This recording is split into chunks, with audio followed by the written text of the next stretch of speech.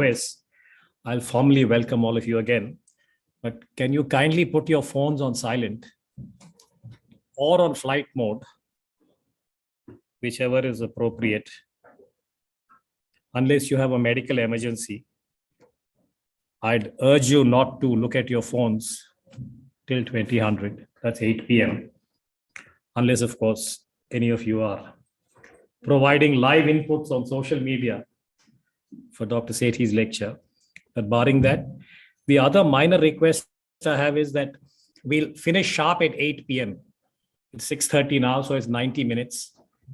If any of you need to leave, first of all, I hope you don't have to leave before 8 p.m. But if you must, please do it unobtrusively. And let me warn you that the chair has an eagle eye. So you'll have to make sure the chair doesn't see you. But if you must, please sit on that side now. And so that we keep the gravitas and the protocol of the lecture, the talk. And ideally, of course, I would request all of you to stay till 2000, but we will have the first shuffle at about 1920 when Dr. Sethi finishes her remarks in case some of you have to leave. This is just a minor add-on. On that note, I'm delighted to see so many of you here this evening in person, many old faces. I can see I hope you'll not take offense if I say the usual suspects, but I see a lot of think tankers here. And I'm reminded of our days in Sapru House. We were just talking about it, about the genesis of many of these issues. So I just want to informally greet all of you and welcome you. Whose phone is that? Caps, Nuclear Nerds. We have a group here, by the way, called the Nuclear Nerds. It's in caps, and Manpreet is the Sherpa of the Nuclear Nerds, and I'm delighted that all of you are here. But on that note, again, it's 6:30. Good evening, everyone. Good evening to all of you and those who have joined us virtually. Allow me to welcome all of you on behalf of the India International Center and the SPS, the Society for Policy Studies. My name is Uday Bhaskar. And as I said at the outset, we are very glad that all of you are here in person. And I gather from our technical team that we have more than 40 people already who have joined us virtually from different parts of both within India and I don't know about outside, but those of you who are on board from other parts of both India and the rest of the world, welcome. And we are so glad that you're able to join us. Very briefly, the genesis of this series of lectures, I think some of you may recall, we had at the IIC, along with us in the SPS, we have embarked on the series of security-related lectures. And we were planning to do this one every month. And we use the word security really in its most holistic definition, which is really going back to one formulation that we have in India, in the Indian Arthashastra, that at the end of the day, when we talk about security, it is about the well-being of the citizen. The Yogakshema, as the Arthashastra refers to it. And there are so many facets when it comes to security and how the state deals with this concept. Our scope is not as ambitious. We were looking at some discrete hard power elements of security, particularly in the military domain. But we started off with energy security. I'm glad Shabanti is here, right? Yeah. Shabanti Dadwal had launched this with us last month.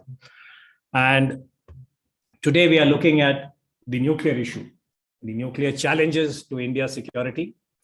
And again, just to place the subject in context, ever since the run up to 1945, Hiroshima, Nagasaki, and the kind of human intervention that created many facets of nuclear power, nuclear potential, both in terms of the cloud that we associate with Hiroshima, Nagasaki, to more recent challenges as we saw in Fukushima. And this year, I think in the Ukraine war, the kind of attack that took place and which was denied and all kinds of opaque interpretations on the reactor there. In between, of course, we had Chernobyl and that whole experience. But the nuclear issue is inversely proportional in terms of the consequences in the event there is a nuclear incident or an accident that goes out of the script. And yet there is a lot of what I would call as deliberate, an opaque kind of cloud over the nuclear issue across the world, not just in India. And it's some of these aspects that there is a group that has been trying for many years. I used to be a member of the Pugwash in my younger days. We in India had a fairly active kind of community that tried to sensitize at least the local civil society and the powers that be about the nuclear issue. And now I'm very glad that we are able to revisit it in a more holistic way. And Dr. Manpreet Sethi, a colleague from the IIC, she of course would speak to us about this, but I have great pleasure in welcoming and introducing Ambassador Shivshankar Menon, who kindly agreed to chair this session. Ambassador Menon is a very busy man. He's just come back from a whistle-stop tour of the United States, where he was in Harvard, he was in MIT speaking and lecturing. And in between, of course, I literally shanghaied him, if I may use that term, and found a date that suited him.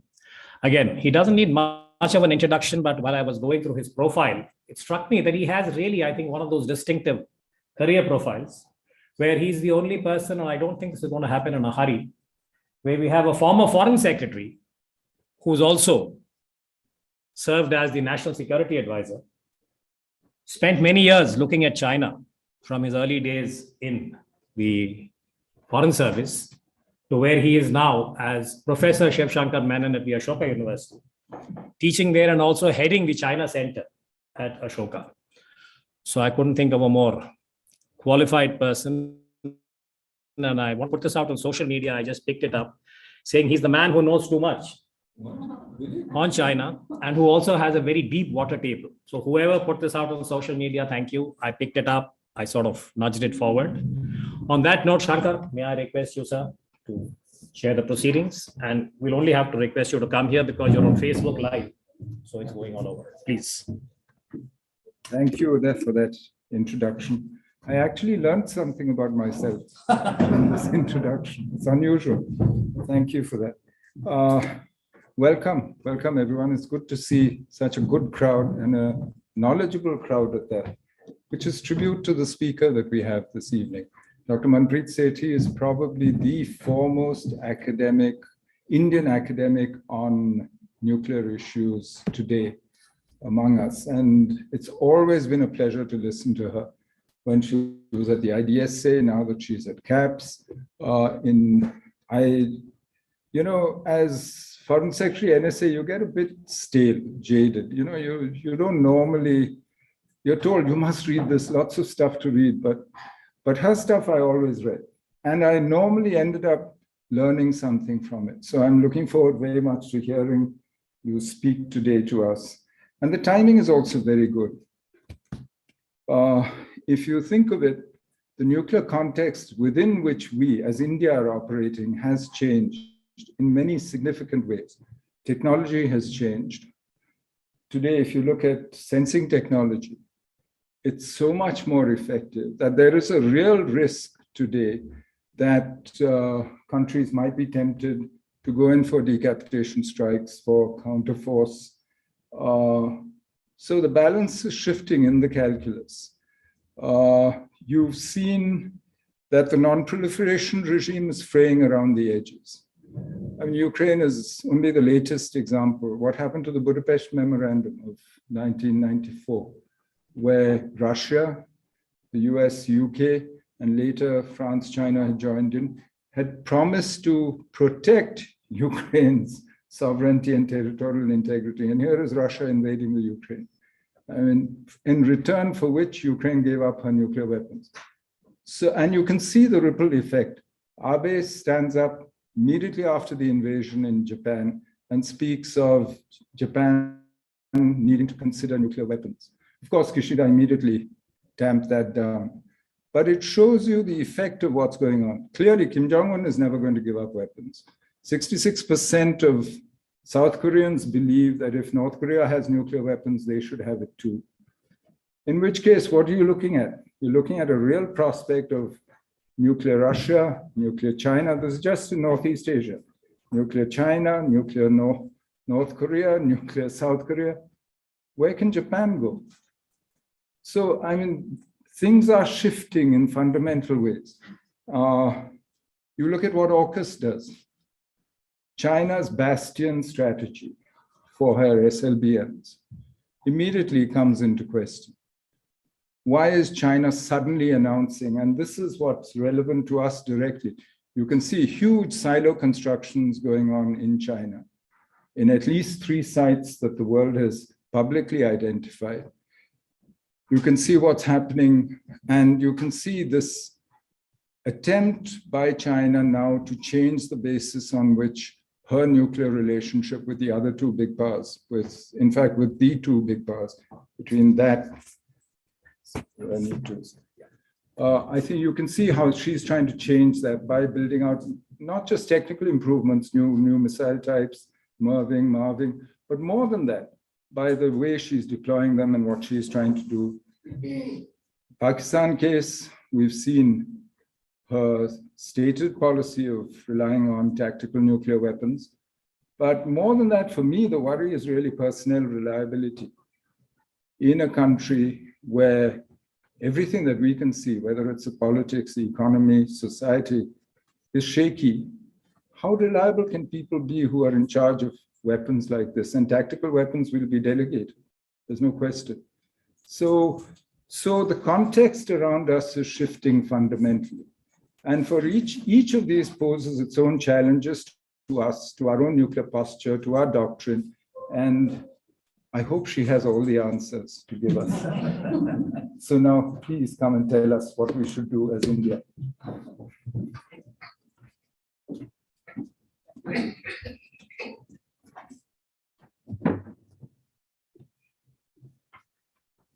Thank you very much, Chairman, sir.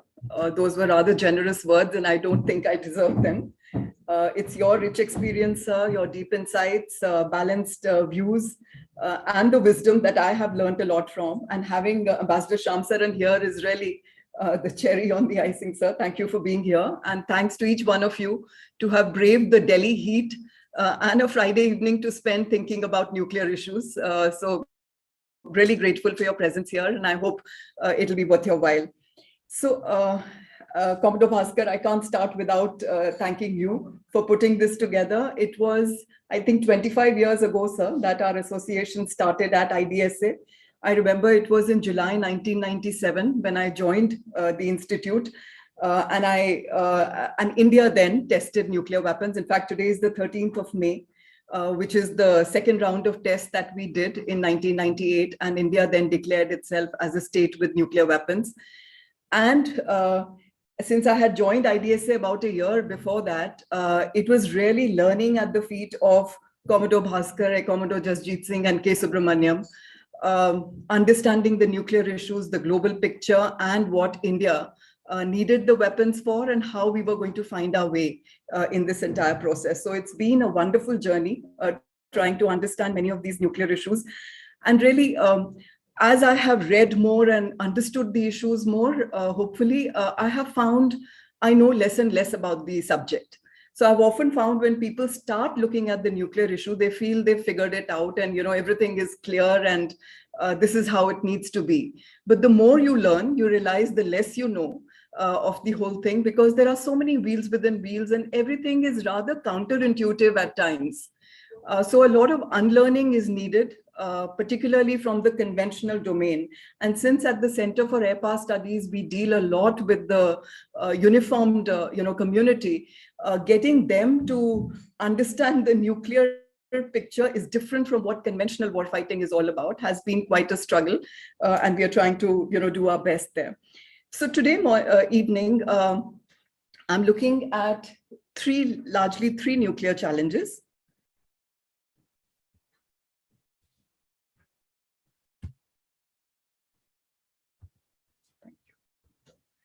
Yeah, so since we are looking at what are the nuclear challenges to India's security, one can frame them in many ways. What I've decided to do is to look at them from the prism of the nuclear China and what that poses, the kind of problem that poses for us, and then nuclear Pakistan. I've listed nuclear terrorism here, but given the paucity of time, I'm not going to spend much time on nuclear terrorism. In case there are questions on that, we can, of course, dwell on it a little bit. But essentially, nuclear China and nuclear Pakistan and the nature of the challenge that they pose is what I'm going to be essentially looking at.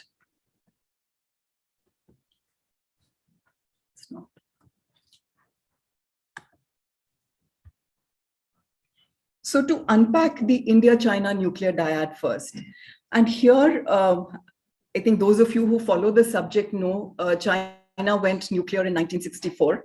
16th of October 1964 is when they tested their nuclear weapons, and Premier Mao had then spelled out what was going to be the nature of arsenal buildup, the kind of deployment, posture, etc., that they were going to take. And from then to now, at the official level, the doctrine of China has remained essentially the same. It started coming out in a written format, a couple of paragraphs in their white papers on national defense that started coming out in 1998. And every white paper since then has mentioned what is the nuclear doctrine of China from then to now. But what is interesting is some of the recent developments that have been taking place in this nuclear China. While they were looking at nuclear deterrence largely from the prism of opacity in the past, where they wouldn't talk so much about their nuclear capability, they wouldn't draw attention to their nuclear weapons at all, we find today the nuclear capability is on display. They're no longer hiding anything about it. It's no longer opaque. There's a relative transparency, and they're letting you see what they want you to see about the nuclear capability of China. Xi's thought and ideology, Xi Jinping's thought and ideology here is to build a strong nation with a strong military. In many of his speeches, this is the language that he's been using, strong enough to shape the global order as per national interest. That is the focus of the country. They are very clear about where they want to go, and the need for a strong military to take them there is quite central to that thinking. And within this, then, there is a greater emphasis on nuclear capabilities. As I said, in the past, they were very silent about it. Today, they're no longer shy about talking about their nuclear capabilities, both for the purpose of deterrence and for status as a major power. The understanding that to be a major power, the parity which is needed with the US on the economic front, but parity also on the nuclear front is what they feel is necessary for them to be able to stand head-to-head talk with the US on these issues. And within this context, many activities of the Chinese are taking place, one of which I've mentioned here, which is the elevation of the PLA rocket forces to the same level as the other three services. And they have been publicizing their joint exercises of the PLA-RF with the others, the PLA Strategic Support Force, contributing to these joint exercises to show that they will be able to fight a nuclear war if necessary. Now, if you look at the capability trajectory, and there are three parameters, three criteria on which I'm going to be assessing their capability trajectory, one of which is warhead numbers. Now, Mao, when they had tested the nuclear weapon, and then his enemy was both the US and the USSR. And he had at that time made a statement to say, all we need are 6 nuclear weapons. The whole concept was that a small arsenal suffices for the purpose of nuclear deterrence. And I think a lot of the lessons they learned from the 1962 Cuban Missile Crisis, where the US showed they had no stomach for taking any kind of a nuclear exchange with their adversary. So the Chinese learned that you don't need a large arsenal to deter, and they went with that concept of a small arsenal for up to now. I would say it's only in the last 5 years that the focus has shifted to increase in numbers. If you look at the American estimates, the DoD reports, the Department of Defense reports that come out very regularly, and I've been following them from 2000 onwards. Every year, the DoD would say that the Chinese nuclear arsenal is going to go up to 1,500 nuclear warheads, and it never happened. So the Chinese belied those estimates of stockpile increase, and I think the Americans were coming to that, mirror imaging their own strategy and believing that if a country has the capability, you need a large stockpile to be able to deter. But the Chinese said, no, we will be able to deter with a small arsenal. And the numbers remained largely stagnant for a long, long period of time. We all remember we've been looking at it, 250, 260. That's the kind of numbers we used to talk about. But in recent times, if you look at what the CIPRI report was that came out only last year, it put the number at 350.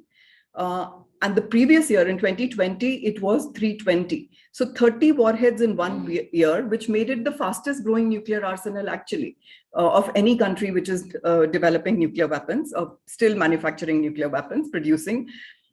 They have also started moving, the numbers are increasing because they are moving to MIRVed missiles, where one missile is able to carry multiple independently retargetable vehicles.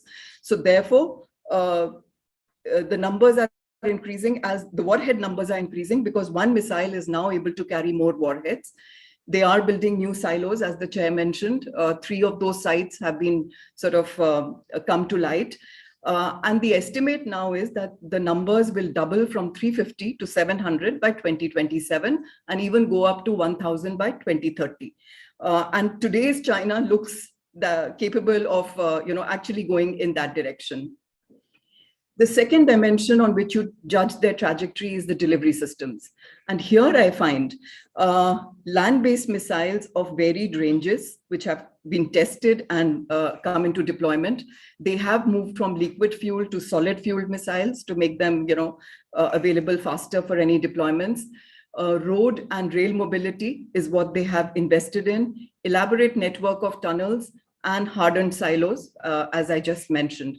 So survivability dimensions of their arsenal is what they have been focused on in terms of the delivery systems, and dispersal of the missiles across the triad.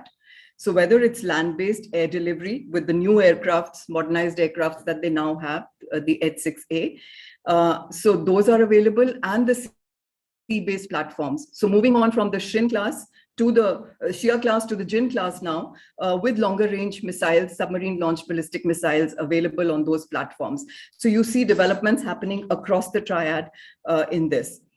And the third dimension where I'm looking at this is from the BMD dimension, the countermeasures that they have been building to the ballistic missile defense of the US. Considering that for China, the US BMD is a major concern. They feel that deterrence for them could be undercut. And particularly if they stick to a small arsenal, then their ability to cause unacceptable damage. Because if the US is able to protect itself, then the amount that will be needed by the Chinese to be able to cause that damage to them is going to be large. So looking at the BMD of the US, they have been working on certain countermeasures against that. Here we find penetrability of their missiles improving. So MIRVed missiles, which are maneuverable re-entry vehicles, and the hypersonic delivery systems, which have been much in news in recent times, the kinds of testing that they have shown with their hypersonic systems. And interestingly, while the Americans say their hypersonic missiles are going to be conventionally armed, the Russian avant-garde missiles, the hypersonics, are going to be nuclear armed. The Chinese, they like to always keep everything ambiguous, say it could be dual use. So it could be both conventional and nuclear. And essentially, this is to counter the US missile defense. Also, better accuracy of their delivery systems. So if earlier they were satisfied with less accurate missiles, now for both their conventional and their nuclear delivery, we see them going towards better accuracy, and their space-based capabilities, which have improved in recent times, have certainly given them that ability to get to more accurate systems. So why is China growing numbers and the capability? And I mean, the Chinese have never corroborated anything about numbers or said that they are increasing it, but going by certain intelligent guesstimates as to what they are doing and why they are doing it. Firstly, of course, are the deterrence concerns. And I mentioned to you both the US BMD, as well as what the Americans call the conventional global prompt strike, which is to say that their strategic delivery systems with conventional weapons. Earlier the Americans had this distinction between their conventional and their nuclear. But to get to terrorist targets, they started talking about using their strategic delivery systems, which were only for nuclear, with also conventional warheads. And the Chinese then have been worried that these systems could conventionally take out their nuclear capability.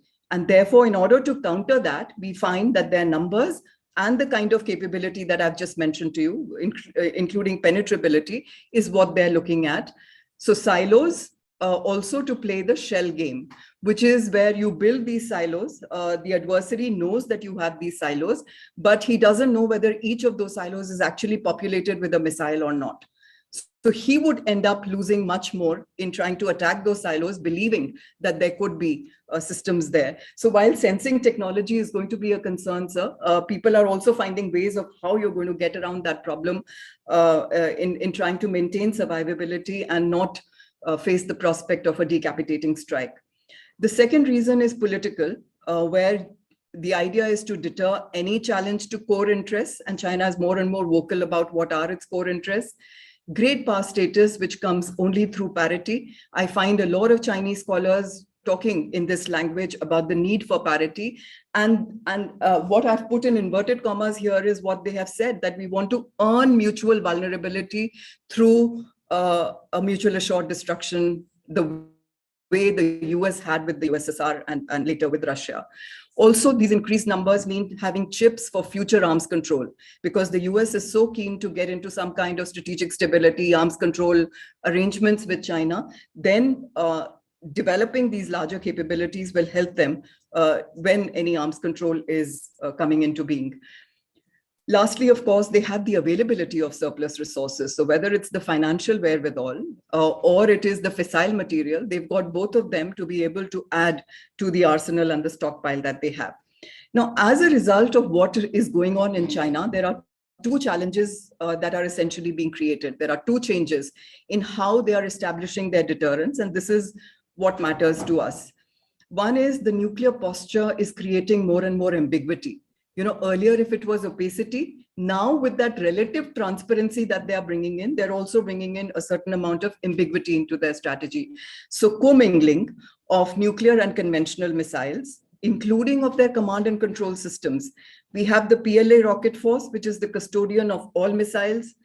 Some missile bases have both kinds of systems. Some missiles are dual use. And also they have shown in salvo launches, they are able to switch from conventional to nuclear. And this has been publicized in order to, establish that kind of a deterrence vis-a-vis the US. The second posture change that is happening is creating risks. Stronger Chinese military capability and assertive posture will alter US behavior towards China. This is the understanding with which they are approaching this idea of creating risks. Therefore, the need to signal the ability to fight and manage nuclear escalation, particularly in contingencies like the South China Sea and Taiwan, where they feel that the stakes for them are always going to be much more than it is going to be for the US. So therefore, for them to take a chance with the kind of risks that have been created with China's nuclear posture is what they're banking on, will be able to deter the US from acting here. Lowering the alert levels to launch on warning and launch under attack. Risk creation, again, for better deterrence. From what is known in the public domain, the Chinese up to now have been keeping their missiles demated. They are not in a hair trigger posture, but now they seem to be moving towards that direction. So as a result of this, then, what happens to no first use? Because the Chinese have been so steadfast on the idea of no first use. With the kind of capability build-up and ambiguity, risk creation, what then happens to no first use? Now, the challenge here for India is a greater confidence in military capability enables a more assertive China. And we've seen that. This is a Chinese official who said being a great power means you get to do what you want and no one can say anything about it. So getting away with what they want to get, and the behavior at the line of actual control for India, the contested boundaries, as well as their behavior in other institutions vis-a-vis India. All of that is showing that sense of confidence that they have. Lastly, what are India's options then on handling a China of this nature? And while there are no clear answers, I'm going to suggest to you what is, in my understanding, at the nuclear challenge level, what we need to do. Some people have suggested we need to change from no first use to first use to be able to deter China better. And I don't agree with that because I feel a no first use strategy is still giving you the space to be able to fight conventionally with any country, whether it's China or Pakistan. Moving to a first use strategy is actually leading to baiting with the use of nuclear weapons. And that certainly is not in India's interest. Secondly, if you want to move towards a first use strategy, it's not about just dropping no from, no first use. It's about building a credible arsenal. And the kind of arsenal requirements of a credible first use strategy are quite expensive and quite elaborate. So if we move in that direction, we have to think seriously about it, because just saying that you are going to be first use against China without building the necessary arsenal and the command and control systems which will be needed for that first use is not going to be something that will deter China easily. After all, do we believe Pakistan's first use when they seem to suggest that to us? The second approach that some people have suggested is deploy tactical nuclear weapons, that we need to develop our own TNWs. People have mentioned things like nuclear landmines and have them planted at border areas. And that will be one way of deterring the Chinese. Now, again, I find this rather problematic. The use of any nuclear weapon has to be seen as a strategic act. You can call it a tactical nuclear weapon, which India doesn't believe in. I remember Ambassador Shamsaran's, as the NSAB chair, when he made that statement that India doesn't believe in the concept of tactical nuclear weapons. There is nothing tactical about the use of a nuclear weapon. The impact will be strategic, and India should not fall into the trap of believing that getting into the TNW game is ever going to be of any benefit militarily for us. Rather, it would magnify the risk of inadvertent nuclear war.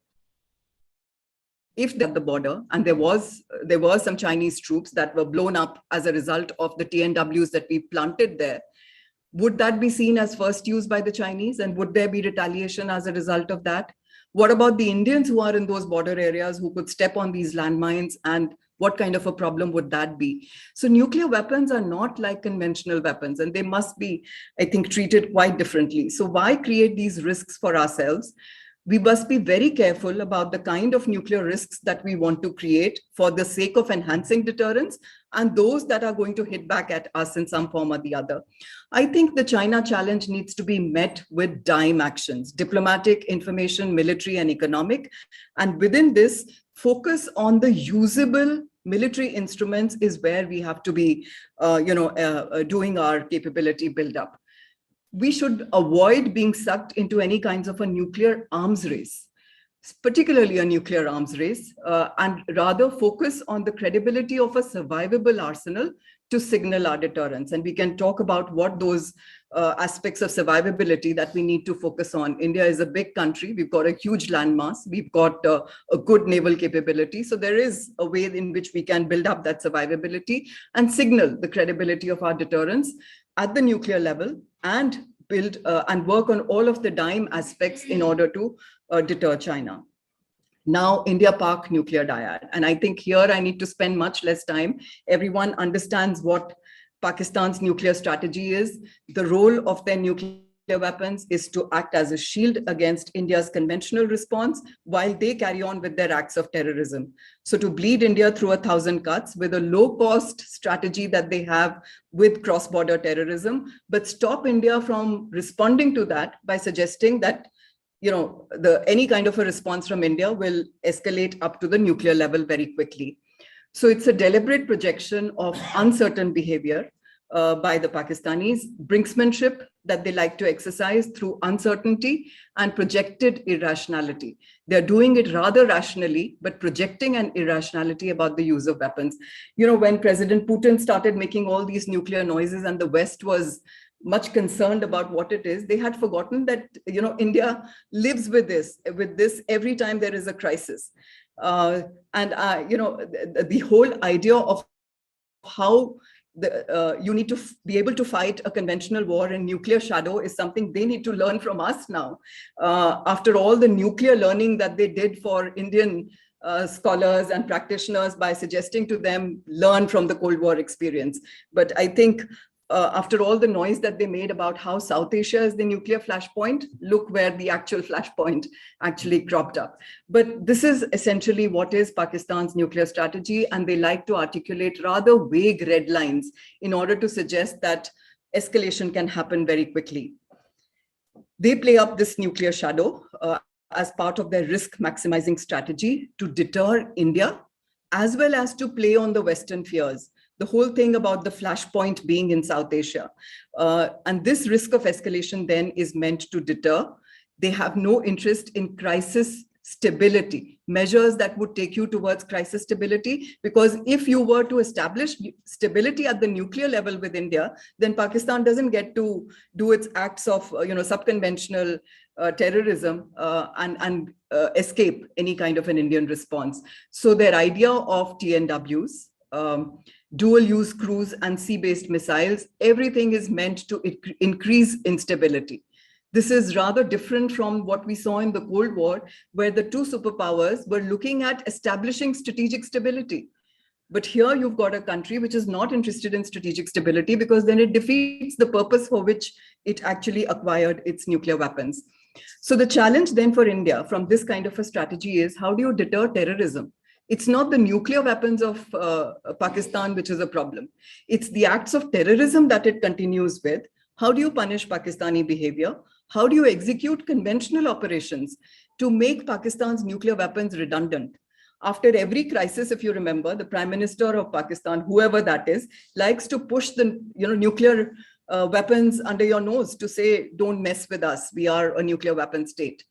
But for India, the important thing is that those nuclear weapons don't matter when we need to punish them, when we need to carry out any kind of a retaliatory response to it, that those nuclear weapons will not interfere with our strategy. So how do you obviate the risk then of nuclear escalation? And the answer then is conventional operations in nuclear shadow, to be able to find that space and to use it intelligently to undertake conventional punitive action. 1971 is no longer conceivable. That kind of a war is not something that India can do. In fact, even when we saw Op Parakram, where you had this large-scale mobilization, you were standing there for 1 year, not able to achieve the political objectives, because the presence of nuclear weapons does cast a shadow. So unless we recognize that, we will not be able to find the right way of finding those responses against Pakistan. So surgical and air strikes, what we have shown in 2016 and 2019, are some of the ways in which you can do calibrated, controlled use of force. And it'll have to be done repeatedly. There's not ever going to be one answer for the acts of terrorism. So it'll have to be a long haul, repeated exercises, and every time finding the instruments that are capable of quick escalation and quick de-escalation. And therefore, the large-scale military operations, I think, is pretty much out of the picture. Here, I find India's nuclear doctrine of NFU actually enables us this space. When people suggest that we should move to first use in order to deter Pakistan, I don't think we need to do that, because what NFU is doing is giving you that space by letting the adversary not be on the edge and fight a conventional war. So how is it doing that? By leaving the onus of escalation on the adversary. And this is where I said sometimes on nuclear strategy, things are counterintuitive. In conventional domain, you want to keep the element of surprise and initiative with yourself. But in the nuclear domain, it's better to leave the onus of escalation on the adversary, because this then liberates the adversary from the fear of use or lose. And therefore, his temptation to come early to the level of nuclear escalation comes down. Meanwhile, you're also liberating your own self from the weight of first use. And for any political leader who has to take that call about the use of nuclear weapons, there is a certain weight that he'll be carrying on his shoulders. When, how early or late are you going to use nuclear weapons? What are your red lines? With India's NFU, the only red line is use of nuclear weapons. So we don't have to articulate those artificial red lines to suggest this is when the weapons will come into play. What India is suggesting with NFU is massive retaliation for any kind of a nuclear use. And as I said, no distinction between low yield or high yield or where the weapon actually is used. The military logic of no first use, which is often not understood, because generally the belief is there is a political value of a nuclear weapon. It's the ethically the correct strategy to follow. It's morally correct to suggest no first use. But there's a military logic of no first use, which isn't adequately understood, because when the adversary has a secure second strike capability, and in the case of India, both China and Pakistan have secure second strike capabilities, which means that you will not be able to do with your first strike, however splendid that first strike might be, a decapitating or a disarming strike.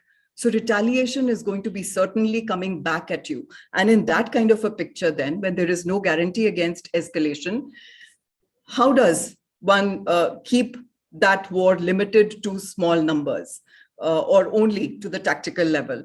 I had written an article some years ago which said nuclear weapons like potato chips. No one can use but one. So once you're entered the game of using nuclear weapons, it's going to escalate to higher levels, and therefore nuclear offense or first use with nuclear weapons cannot assure protection for a country. What is protecting the country is deterrence. The idea that the weapon should not be used, and you're stopping the adversary from using that. So deterrence, not use, is what is actually securing the nation. And India is deterring by signaling massive retaliation. Now, again, on massive retaliation, a lot of questions have been raised, whether that's a good idea or not. In our 2003 document, what is known as India's nuclear doctrine, it mentions that response to a first strike will be massive. And the question which has often come up is, in response to Pakistan's tactical nuclear weapon, would India be able to do a massive retaliation? Now, my understanding of massive retaliation is coming from the role of nuclear weapons and the nature of nuclear weapons. The nature is such that its damage cannot be controlled in time and space. And therefore, in whatever manner you're using that, and if there is going to be exchange as a result of that, then this is a weapon which can only be suitable for punishment, not for denial, not for denying an objective to the other side, but for suggesting that don't use it because there's going to be punishment, that there's going to be unacceptable damage that will come to you, which will negate whatever objective you're trying to get to with the first use. So this threat of punishment then is by maximizing the fear of disproportionate response. In any case, when you sit down to think about it, what is proportionate response in the case of nuclear weapons? How does one calculate what is proportionate? Is it about the numbers that one side is used and the other is responding with? Is it about the yield? Is it about the damage which is caused right then, the number of people who vaporize, or is it about the long-term damage, which is going to be felt by the communities? So the deterrence by the idea of disproportionate response, I think, makes sense. And that's what India is suggesting. In any case, massive need not be all that we have. Let's not become prisoners of the English language term massive, which means everything. It is not about the numbers. It's about the damage that we are causing, which is going to be massive. And that's not so difficult given the nature of the nuclear weapon and the density of populations that we are looking at. In fact, the whole distinction between counter force and counter value in the case of India, China, Pakistan is quite artificial because you will end up creating massive damage. So India is then deterring by suggesting we don't believe in small, clean, tactical nuclear weapons. Any nuclear use will lead to a dirty, messy situation. Now make your decision, Mr. Adversary, whether you want to use whatever you think is a tactical nuclear weapons. My last two slides now. Have nuclear weapons brought us security? 24 years down the line, after having built up this capability, often the question which is raised is, we are still facing the threat of terrorism from Pakistan, and China has only become more aggressive. We see their incursions at the LAC. So what have nuclear weapons done for our security then? And the answer to this, whether they have brought us security or not, could be yes or no. It depends on how you understand the role of the weapon. As far as India is concerned, it's given itself a rather narrow role of the nuclear weapon to suggest that nuclear weapons are only for deterring nuclear weapons of the other side. They are not meant to counter terrorism from Pakistan or conventional asymmetry with China. It is only to safeguard ourselves against the threat of nuclear blackmail or coercion that India built its nuclear capability. So the next question then is, why does India not give these roles to its nuclear weapons? Why don't we start suggesting that these are what nuclear weapons are for? And the answer then to that is because there are limitations of the credibility when nuclear weapons are given this role. If you start suggesting that any act of terrorism which is carried out against India is going to be responded to by the use of nuclear weapons, does that make sense? Would you, and especially when you're looking at an adversary which is a secure second strike adversary. So then what have you, for an act of terrorism which has been carried out against your country, and you have responded with the use of nuclear weapons against them, and got back nuclear retaliation in return, how have you improved your situation in any form? So the reason why India has the understanding that nuclear weapons are meant only for this narrow role is because of the nature of this weapon. This weapon is not meant for certain kinds of activities, and it works best for certain kinds of threat perceptions. The nature of the nuclear weapon is a weapon of mass destruction. And that's why I keep saying it's in a different category altogether. It's not a conventional weapon. It's futile for war fighting. It's good for deterrence. And we've seen that in the Russia-Ukraine conflict. President Putin has been making all kinds of noises with his nuclear weapons. He's raised alert levels. He suggested the use. But I think this episode has also shown the lack of military utility of this weapon. You might use it politically for deterrence, but your ability to find the right theater, the right target, where you will be able to use it militarily and come out better after having used it. Even in the case of Ukraine, which is a non-nuclear country, if Russia was to use it and annex that radioactive territory that it has created, what has it gained in the entire process? Hiroshima and Nagasaki have faded from human memory. And these were just 15 kilotons and 20 kiloton weapons that were used. And look at the kind of damage that they caused, scarred human mind from then to now to say, these are not ordinary weapons that should be used. And the more we talk about them in the ordinary sense, that's where I think the danger lies. And sometimes, with the US itself creates these problems. Its last nuclear posture review, which talked about the idea of limited war fighting with nuclear weapons, Russia's strategy of escalate to de-escalate, all of this is then picked up by our adversaries. So China has co-opted a lot of the thinking of the Americans. And Pakistanis, of course, I remember when when this whole idea of limited war fighting came out with the US NPR, the Twitter in Pakistan was abuzz about how they already knew this is how nuclear weapons have to be used. So that they were on the right track with that thinking. So as I'm suggesting, they are futile for war fighting. There can never be a political objective that will be worth the cost of inflicting that kind of an injury on the other and taking back the same injury on yourself. Other threats that I've just listed out from both nuclear China and nuclear Pakistan, they do use their nuclear weapons to heckle us, but those threats have to be catered for through other instruments. So my final thoughts then are overburdening nuclear weapons with tasks that they cannot perform will make them less credible. So if we start talking about using them against terror incidents or against LAC incursions, that's not going to be a credible strategy to support with nuclear weapons. Overspending on nuclear weapons will have opportunity costs because what you need are usable, credible military instruments.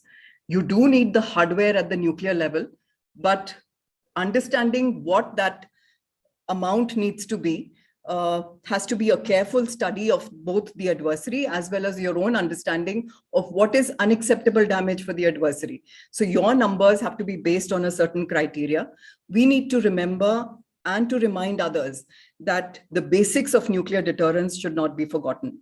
And that showed us that the basics of nuclear deterrence don't need a very large arsenal, that the nuclear weapon is credible only for certain kinds of threats. And the consequences of deterrence breakdown, I think, should also not be forgotten. Unfortunately, in our part of the world, we have not talked much about what the consequences of deterrence breakdown would be.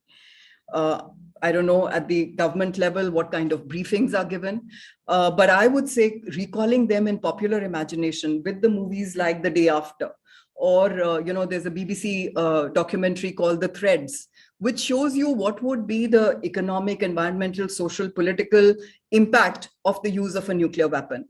That itself would go to strengthen deterrence by letting, and if we were to have, say, joint movie making or joint studies with our adversaries, even in think tanks, it would go to establish deterrence and get them to understand what these issues are all about. It's in our interest to not let the nuclear weapons be conventionalized. My biggest worry out of the Russia-Ukraine conflict is if there was a small use of a nuclear weapon by the Russians, and there was no response to that, we would see a situation where nuclear weapons become conventionalized. That would be the worst scenario for us because our adversaries will learn lessons from that and then be in big trouble. So this is where I'll stop now, and I'm looking forward to the discussion that we can have on the subject. Thank you so much.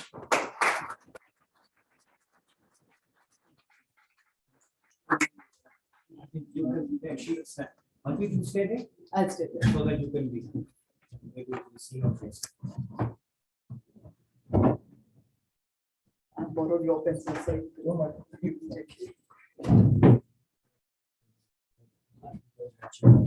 Thank you very much for that really excellent presentation. But I'm sure with an audience like this, we still have questions. So, floor's open. First hand up, Bashir from Bashir. Just introduce yourself for the record. tell us who you are. Thank you, Chair. My name is Bashir. I'm from CSDR. Thank you, Dr. Sethi, for your comments. I always admire your clarity in the subject. Ma'am, my question pertains to the 1999 Lahore MOU. And I think several experts on this side, including you, and on the other side as well, I think people such as Brigadier Firoz Khan, several people have looked at that document as a base document for subsequent agreements. And I think several clauses from that agreement have triggered other agreements, such as the pre-notification for flight testing, which everybody is talking about in recent times as well. But if you look at the first clause of the document, it talks about India and Pakistan talking to each other on nuclear doctrines. But given how differently Pakistan views concepts such as risk manipulation and deterrence, and points that you yourself pointed out, can India and Pakistan talk doctrine? How do you think that has progressed, that clause, and how it's been operationalized across the past 24 years? So the Lahore Memorandum of Understanding, I think in all our understanding, was a great document coming so soon after both countries had tested their nuclear weapons, and at a time when the international community was very angry with India and Pakistan for having blown that hole on non-proliferation. Here were these two countries which were saying, we are responsible. It was a very forward-looking document, as you know, and it was putting down several steps that would be taken to get the two countries to establish some kind of a strategic stability. But before that document could go anywhere in terms of implementation, Kargil happened. So February, we signed the document, and in April, May, we find these Pakistani regulars as Mujahideen in our own territory. And that really put paid to where the document could have gone. But since then, we have been, talking about why the need for that dialogue on doctrine is important is for both sides to understand and to reduce any chances of misperception. In any case, adversaries are always thinking the worst of each other. So when they start talking about full spectrum deterrence as their nuclear doctrine, what does it mean in terms of capability buildup? Where will that stop? What are they thinking about the kind of deployment and other postures? Again, when they talk about tactical nuclear weapons, and then they say, we will have tactical nuclear weapons, but we will have centralized command and control for those tactical nuclear weapons. So then, are they really tactical nuclear weapons without the delegated command and control? So these are some of the issues on which clarity can come when you have these kinds of dialogue. But the political relationship between India and Pakistan has been such that we haven't gotten anywhere on any of this. We have some of the best CBMs, nuclear CBMs with this memorandum, but yet look at the state of our relationship. And that really is the worrisome aspect. I think it's only at the track 2 level where some of the academic scholars have been talking about what that doctrine is. But unfortunately, at the track 1 level, I don't think we've gotten anywhere in any kind of a strategic dialogue with the Pakistanis. That's going to be some distance away once the political relationship stabilizes. But given the kind of risks that both of us exist with, and I'm really not worried about deliberate nuclear use from Pakistan.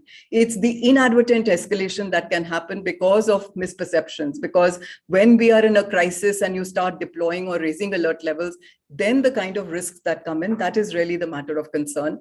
And therefore the need for some kind of communication dialogues, like US and USSR, despite being in the lowest of their political relationships, still manage to keep some dialogue at the nuclear level going. Can we have similar things which are insulated from the political relationship because it's in our interest to be able to have that dialogue? But still an open-ended question. I think part of the problem, there was an attempt by the way in 2005, 4, 5, 6, when the composite dialogue resumed, to get the experts from both sides to actually talk to each other. in 99, both sides wanted to establish their credibility in front of the world as responsible powers. But the real problem, I think we found, even when there was a relationship which allowed a dialogue in 2004, 5, 6, was that what she mentioned earlier, that Pakistan has a vested interest in instability. She doesn't have an interest in building stability into the nuclear relationship. And as long as her strategy is based on that, frankly, what the Lahore Memorandum provides for is unlikely to be successfully done in today's circumstances, at least. It sounds unlikely. Sorry, please. I'm Samrat Ghosh. No, it's okay. Maybe it's better for the recording. I'm Samrat Ghosh. I'm a scientist and an innovator with an interest in conventional and nuclear weapons. So it's a very interesting three-part talk. But my two related questions concern the first part regarding China. So my first question is, because you mentioned that even though China has developed an impressive deterrence capability, but it is still concerned about its survivability. I wanted to know from an expert like you, has China embarked upon something like Ronald Reagan's Star Wars-like nuclear shield program? Because now China has made a lot of progress in science and technology, also working on direct energy weapons, and has, as you said, space-based programs, space-based satellites and all. So anything in that direction? And my second question is, now that you said that China is also publicizing its nuclear program, has China also mentioned about its any undersea or underground nuclear tests? Thank you. Thank you, sir, for both those questions. And China is certainly working on its own ballistic missile defense capability. They are not looking at it from the Star Wars dimension of putting an Astrodome kind of a thing on China. They also understand that's going to be technically as well as financially extremely difficult. But certainly BMD as part of their nuclear strategy is something that they are working on. Air defense, certainly they are very, very keen on. And like us, S-400 has also been bought by the Chinese, as you know, from the Russians. But they're looking also at ballistic missile defense, besides penetrability. So in the case of China, actually, you see both building that defense as well as being able to defeat someone else's defense is where they have, they are putting their technology and their money into. Directed energy weapons, yes, they're working on that. And of course, space-based capability has grown by leaps and bounds from what it used to be. So they started off by thinking that what they were hitting out is going to be the American vulnerability in space. But the good thing for India is they're also building their own vulnerabilities into space now. And with the kind of ASAT tests that they and India have shown, I think there is an inbuilt deterrence to some of that capability which is coming up. On the undersea, yes, as I mentioned to you, they are putting their nuclear delivery systems on all the three legs of the triad. So unlike, for instance, the UK, which looks at only one leg of the triad, or the French, who are looking at only two legs of the triad, which is air and sea, the Chinese believe that they need to have all three legs of the triad. And therefore, they have invested quite a lot over the years. And their sea-based deterrence program has been going on for from the 1980s onwards. They started off with the first generation of their SSBNs, which was the Shia class, and have now moved on to the second generation. They have about, I think, 5 or 6 of them, which the Shia class never went for any deterrent patrolling, but the Jinn class, they have now said, is doing deterrent patrolling. They've got very long range SLBMs on them, something like 13,000 kilometers. And of course, the term of reference for them is the US.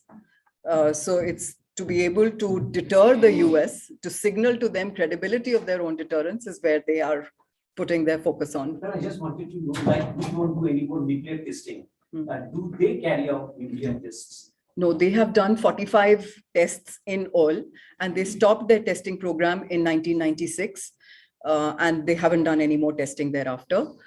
Many people also ask this question about why they could, why the Americans did thousands of nuclear tests and the Chinese did 45 and we are satisfied with only 5 nuclear tests. So the reason for that is the one, of course, the political climate is different. We are no longer in an age where you can do nuclear testing and get away with that nuclear testing every now and then. It's only the North Koreans who've been able to, do that. The last test they did was 2017. And right now it's in the air that the North Koreans might be preparing themselves for another nuclear test. But then that's a country under sanctions, all kinds of, other issues there.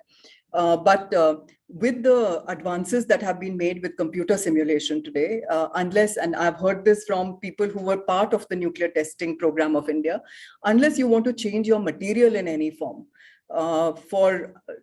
yield up and down, it's very possible to do it with the amount of data collection that you've managed to do with the 5 nuclear tests. So it's not essential for India for the purpose of deterrence to do more testing. It might be desirable, but it's given the kind of political context that we are in, we are okay for our deterrence purposes with the kind of tests that we did.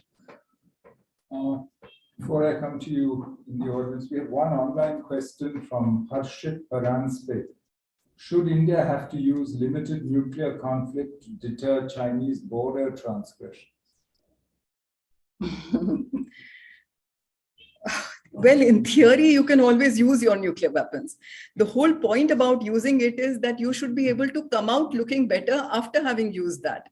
And if you were to do it at the border, in order to stop those transgressions, you are getting into the larger nuclear game.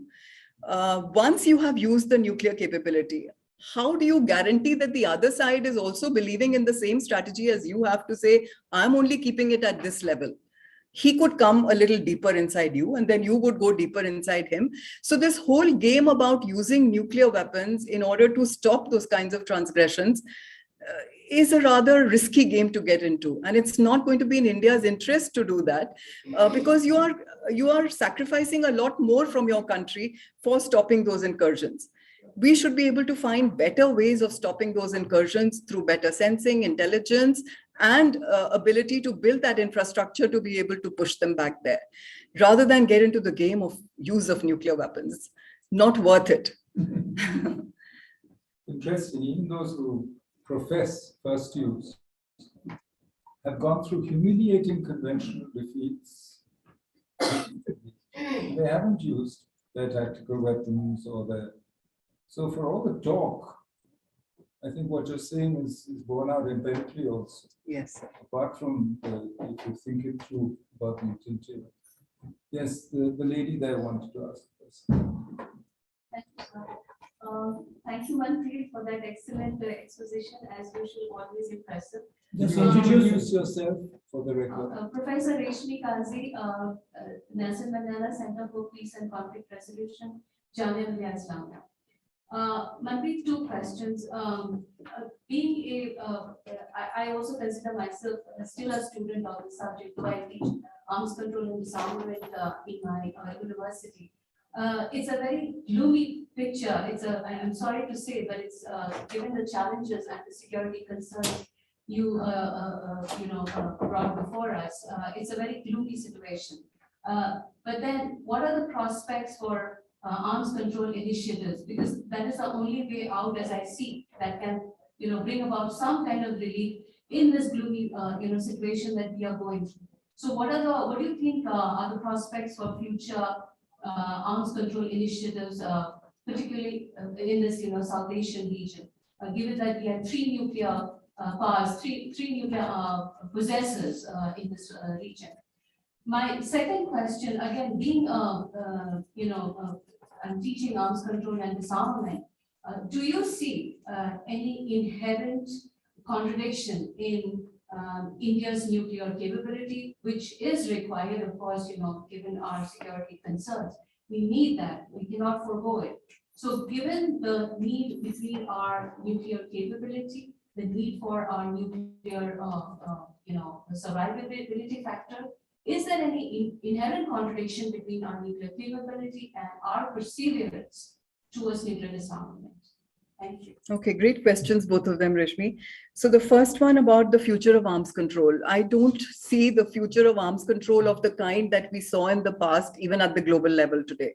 We are no longer in that situation of bipolar world where there was a parity between those two countries, and therefore they could reach an understanding, particularly talking about ceilings on numbers. So that kind of arms control, I don't think is going to be in the picture very soon. For the region, the problem becomes that it'll never be a bipolar thing. It'll have to be bringing in the Chinese whenever you want to talk about arms control in South Asia. So it becomes Southern Asia. And even then it becomes a strategic chain very quickly, because the Chinese will never agree to anything unless the Americans get to it. So, we used to earlier talk about having some kind of a trilateral ABM treaty between the three countries here, which looks more and more unfeasible, because the Chinese would never agree to anything like that unless the Americans were also brought in. So it'll have to be more of the multilateral exercises at the global level, not arms control dealing only with numbers, but looking at more perhaps things about, all countries agreeing not to keep their arsenals at hair trigger alerts, non-targeting of nuclear command and control. Those kinds of measures that can be agreed at the multilateral level is perhaps the way that we could look at it. But given the kind of a political situation where we are such stressed interstate relations, the whole picture about arms control is rather gloomy right now. I don't think we are going to be moving towards them in some time, at least not in the short term anyway, to get there. Secondly, about any dichotomy between India's position about disarmament and having the nuclear wherewithal. I don't think there is that dichotomy, because what India's position has been that we want to get to a world which is without nuclear weapons, but they are a necessary evil. They are a compulsion because of the security environment that we have around us. Until we can get to a state where there will be universal, verifiable agreement on eliminating nuclear weapons, we have to keep these weapons. So there is no dichotomy here. I think even after we went nuclear, the fact that our doctrine starts with a desire for a nuclear weapons-free world, it ends with that same desire, which is not anybody else's nuclear doctrine talking about the aspiration for a nuclear weapons-free world. We have suggested that our heart is there. But unfortunately, till we can get everybody else to agree with it. And in today's times, as Sir mentioned in the beginning, we seem to be heading more towards proliferation rather than, in fact, what has happened in the Russia-Ukraine conflict has drawn attention to nuclear weapons in a negative sense. And therefore, we might see more proliferation before the world gets to a picture where the risks are seen to be very high, and therefore moving to elimination of nuclear weapons becomes possible. So till then, keeping India's nuclear weapons, but continuing to argue for a world, because that's in our long-term interest. I think there is no dichotomy there. We have to follow both the prongs for our own security, one short-term and the other long-term. I saw a hand right at the back. Yeah. My name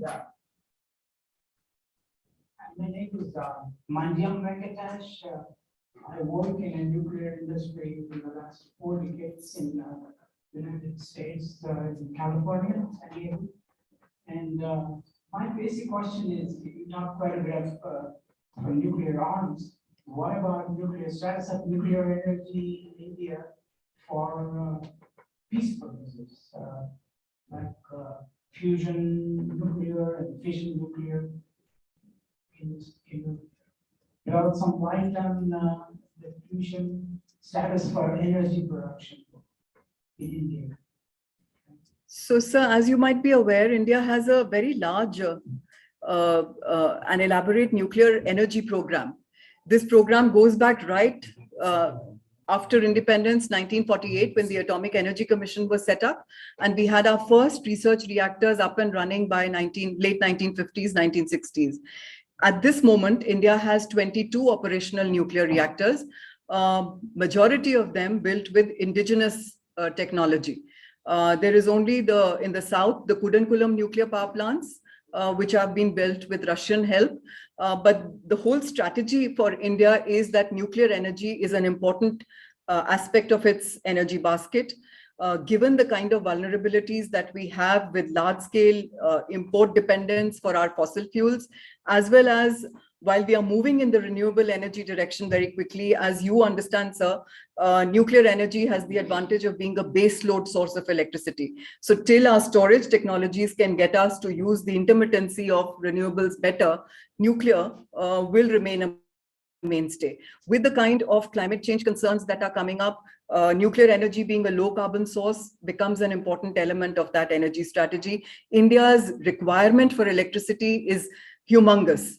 And therefore, if we have to meet that through environmentally sustainable ways and by reducing dependence on outside and therefore increasing our vulnerabilities, if we were to be dependent on outside sources of energy, then nuclear energy is a very important dimension. We are also working on the fusion technology as part of ITER.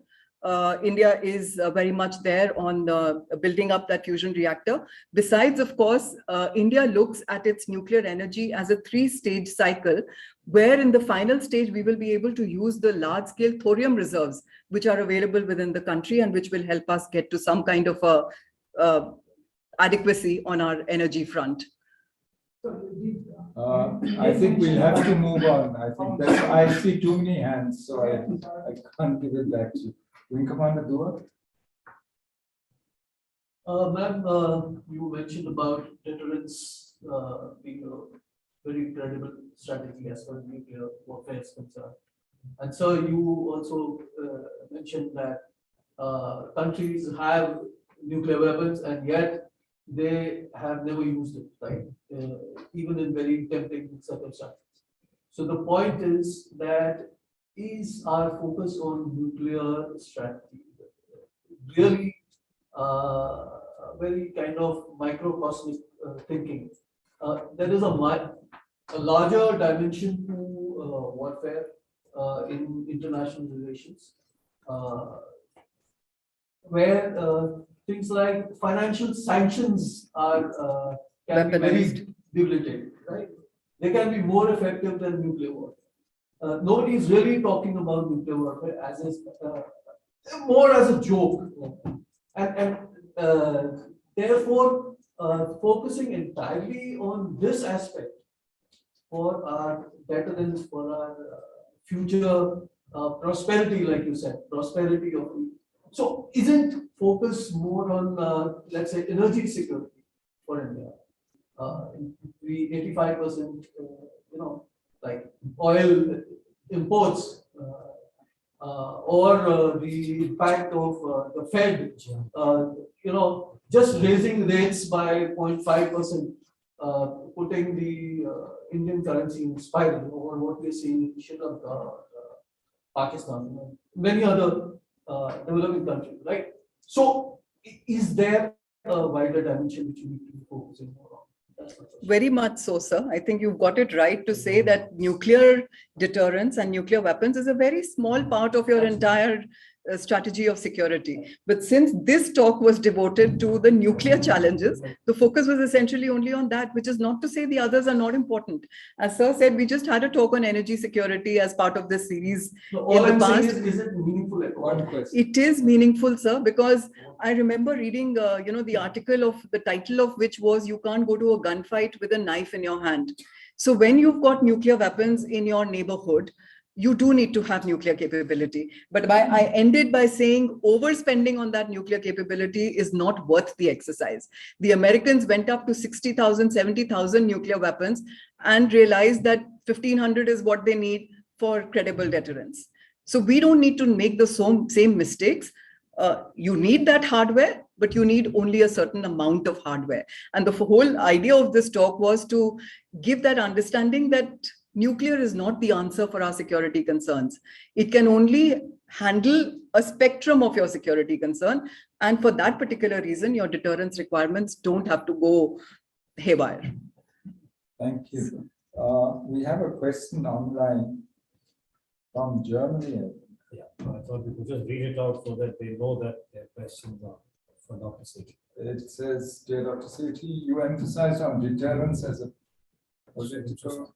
So So sorry. Sorry, this is technology at work. I hope it doesn't happen to nuclear weapons. You emphasized on deterrence as political and military tool.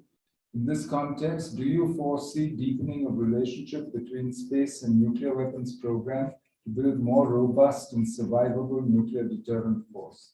Aniket, Bhaskar.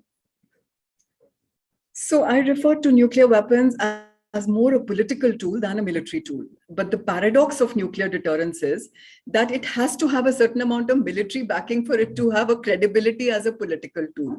So the more you want deterrence to hold, the more you have to show that you have the military capability to handle deterrence breakdown, which is why your command and control structure is so important as a component of the credibility of your deterrence. Now, linking nuclear weapons to the space-based capabilities, as I mentioned, China is improving the accuracy of its missiles with the kind of navigational aids which are made available from the space-based capability. Sensing is what Sir mentioned. So your better ISR gives you the ability to do so-called military war fighting with nuclear weapons. But I maintain that it is more a political tool.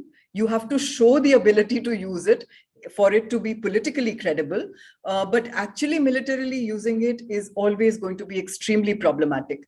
And I would request each one of you, try to put yourself in the shoes of the Prime Minister who is going to take that call about using nuclear weapons. Which would be that scenario in which you think it would make for a credible use, and you will be better off by using the nuclear weapon than not using it.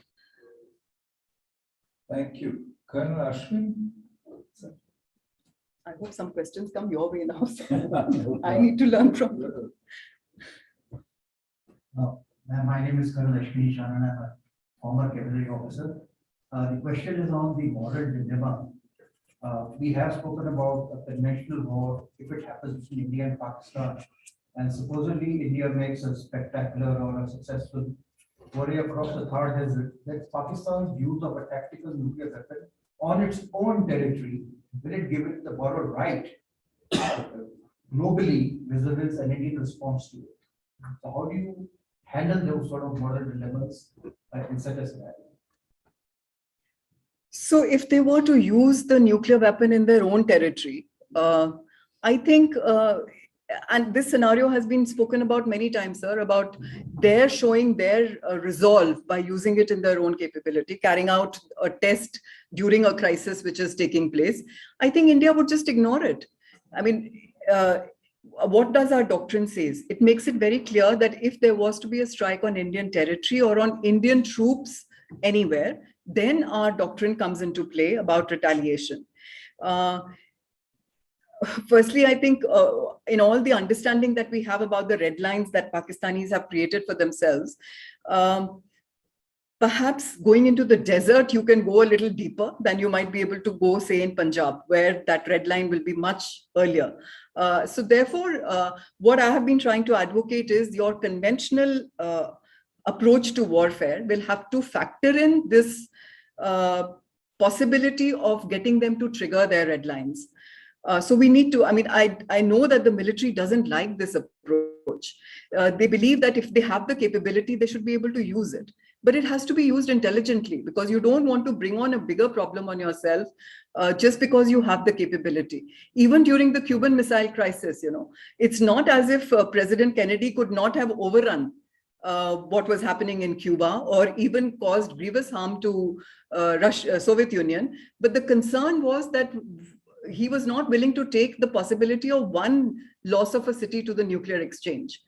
So therefore, I don't think we should be so worried about if they were to do this and what would be the moral dilemma. Your deterrence doctrine is still suggesting if I am affected in terms of my territory or my troops, then there's going to be retaliation. And that retaliation is not going to be worth your while to have carried out something like this.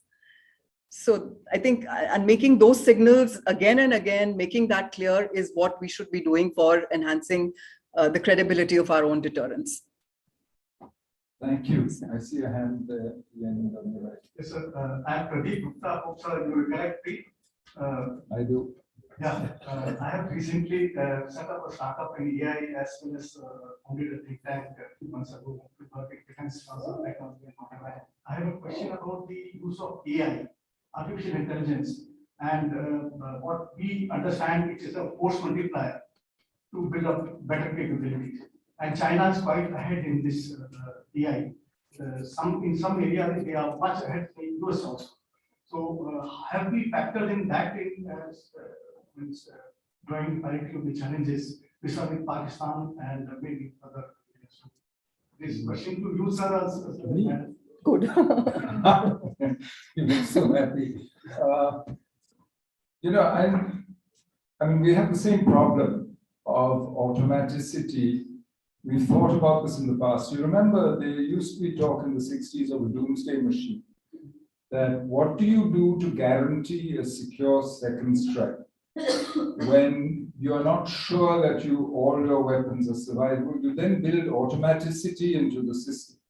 That once you are attacked, automatically you will then retaliate, even if there is nobody left in command or in control to actually press the button. And there was, for a long time in the 60s, people in the US believed, the Strategic Air Command used to spread the story, that the Russians had already built it. I don't know if you remember the film Dr. Strangelove, which was, it's well worth seeing. And AI actually poses the same problem. Are you willing to delegate this to, no matter how intelligent, whichever way it works? And I don't think any political leader worth his salt will actually hand over that decision. In fact, people don't even want that decision to be their own. There is only one country where that decision ultimately boils down to one person. Everywhere else, there's a dual key system. Whether in India, there's a civilian, there's a military component, there's a civilian involved at each stage of those decisions.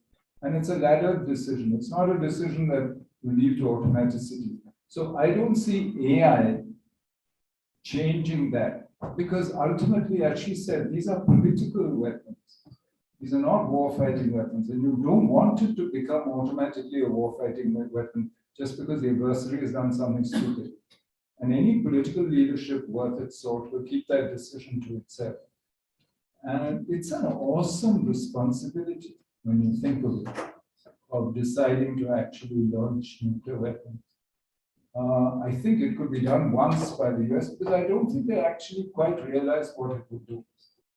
Until 1956, by the way, they underestimated every nuclear test they likely yield. You remember Bravo? I mean, and it's only when they started testing the thermonuclear weapons that they started getting accurate. Remember, this is before people could calculate properly. Today, you know what it's going to do. And that's why what she said about the consequences of a breakdown of deterrence and the need for us to re-educate a whole new generation. We as India did that in the 50s. Remember, we had international conferences to tell people how dangerous the consequence of the use of nuclear weapons were. And I don't see why we shouldn't be doing that again, as you said. So I'm not sure that AI, poses a very different problem in the nuclear context from what we, I think, have already gone through and thought through in the past. You want to say anything? Only to add, sir, I was part of a conference that Carnegie had held in the US on the concept of how artificial intelligence is going to intersect with nuclear deterrence. And what I could hear from all the Americans who were there was how much they're struggling to keep AI out of nuclear command and control. That there is this lobby which is trying to push for it, and how much the nuclear command and control authorities don't want AI coming into the picture because it really makes things extremely difficult.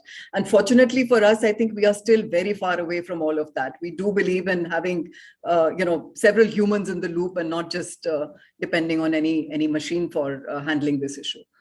So I think we will stay in that direction. I hate to say this, but I think the time has come to thank Dr. Sethi for what she's done this evening. That was really a remarkable presentation, talk, but also I think the interaction when you answered the questions that we raised. I at least am leaving this much more reassured than I came into this room, because the thought of nuclear weapons is not a comfortable thought. And frankly, this confusion that she's clarified between the possible warfighting uses of nuclear weapons, this confusion between conventional war and nuclear weapons and their role. I think she's made it quite clear why we need to think differently, but we also need to understand the limited role that nuclear weapons can actually play and how political they are. They're not warfighting weapons. They're not just one more powerful weapon, a more powerful weapon than anything else we've had before. Thank you also for what you told us about whether we need to change first use and how we look at the world around us. Because, there's a tendency, I think, that any new development, Pakistan announces tactical nuclear weapons. As you said, Pakistan is interested in maintaining that instability. So it's in their interest to raise the shrill tone and to keep us on our toes, on the hop. But I think we need to keep looking at these things dispassionately. And you've provided an example of how to do that, no matter what the question, whether it is tactical use of nuclear weapons by Pakistan on its own soil. Each of these contingencies, we need to think it through logically. And ultimately, never forget what Patton said. Your job is to make the other guy die for his country, not to die yourself for your country. And think the consequences through of what you're saying, especially with nuclear weapons, because there's no going back once you actually use them. So thank you. Thank you, for sir. a really good evening and for reassuring me, which I don't think people expect when they see nuclear in the name of in the title of the talk. Thank you. Thank you very much. Before I give the floor to Commodore Bhaskar, I just wanted to thank each one of you from the bottom of my heart for being here today evening. And really, no one has all the answers. The idea is to provoke your thoughts on this particular issue. Collective churning for India will find the right approach to nuclear weapons. Thank you so much. Sir, thank you. I'll just take a couple of minutes in this order. Thank the chair, Ambassador Menon, Shivshankar Menon, thank the speaker, Dr. Manpreet Sethi, and of course, thank all of you, those who are here in person and those who have joined us virtually. I want to apologize to those who have sent in questions through the chat box and we could not have them responded to, but if you send me an email, you have our IDs, we'll make sure that Dr. Sethi could be requested to send you a response. I just want to take 2 minutes and make a special thanks to everyone here. Not a single phone rang. And I think that's quite remarkable. We have been able to do the equivalent of cell phone vipassana, if I could put it that way. And really, I mean that very seriously. Thank you for doing that. The 2 points that Manpreet said, and I thought I'd just pick it up and flag it as, final thoughts, because we have a lot of young researchers here. I'm very glad that all of you have joined. We have the nuclear nerds, as I said, along with the other think tanks. And in her opening remarks, Manpreet drew attention to May 13th, 1998. And she also acknowledged the contribution of the late Mr. K. Subramaniam, who are former director at the IDSA, as also Air Commodore Jasjeet Singh. Alas, both of them are not with us. And I think it's very appropriate that we remember them today. And I recall those 2 days very vividly. Mr. Vajpayee as our Prime Minister, Mr. Brajesh Mishra. There were no cell phones, and the IIC had become a kind of nodal point. And anecdotally, if I might share with you, I had become a kind of runner because I had a two-wheeler, and that could navigate Delhi's traffic much better than other forms of transport. And there was some immediate communication that had to be sent to Mr. Brajesh Mishra. And one of them was to ensure that India's May 11th, May 13th was not described in certain, shall we say, terminology. The word Hindu bomb had come up, and there was a lot of, I would say, emotive kind of association, which had inadvertently gone on to TV. Global TV was picking it up. And there was a need, I think, if I could put it mildly, to introduce some strategic communication kind of filters. And this had become, as I said, a node for that. And I'm so glad that these issues have now been brought back. And Ambassador Shankar Menon has also made this point, that when India tested on May 11th, May 13th, we had claimed to be a different kind of nuclear weapon power. And there were many reasons that were advanced as to why India was different from the others, and our commitment to disarmament. Even in the doctrine, if you remember, and I think Manpreet brought this point out, the centrality of India's commitment to disarmament was something that features there. And I say this with slight sense of regret that from where we were in terms of at least drawing global attention to some of the excesses and what the nuclear capability was all about.